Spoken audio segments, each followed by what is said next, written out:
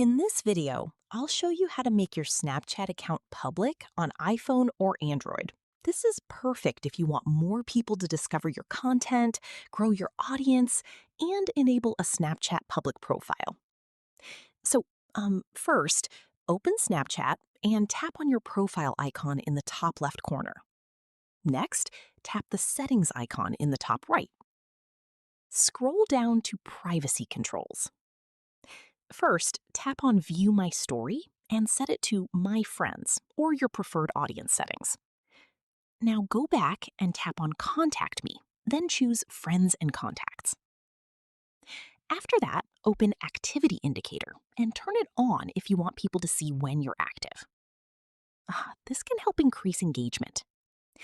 Next, go to Comment Settings and select Auto Approve Everyone to allow public interactions on your content form.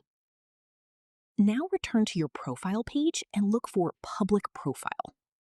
Tap on it and follow the setup instructions. You can now upload public stories, share spotlight content, and customize your public profile settings. And that's it.